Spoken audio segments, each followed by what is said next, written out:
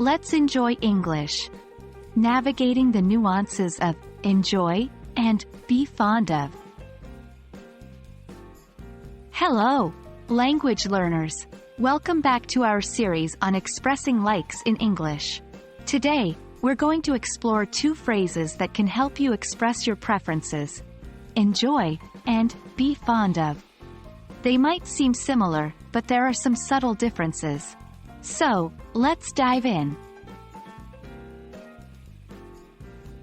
First, let's talk about enjoy. When we use the word enjoy, we are usually referring to a specific activity or event that we take pleasure in. It's often used to talk about something we're currently doing or will do in the future. For example, you could say, I enjoy reading novels, or I enjoy going to concerts. Next, let's explore be fond of. This phrase is a little more general than enjoy. When we say we're fond of something, it means we have a long-term affection or liking for it. You could say, I'm fond of this coffee shop, or I'm fond of jazz music.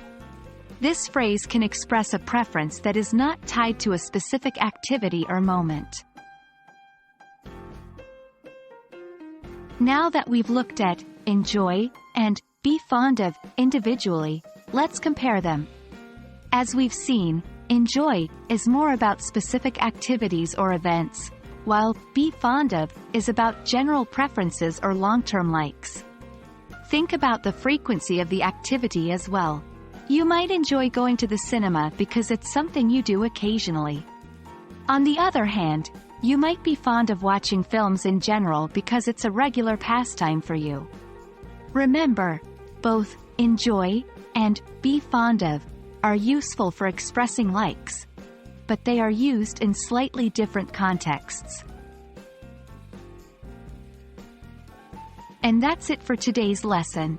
I hope this has helped you understand the differences between enjoy and be fond of.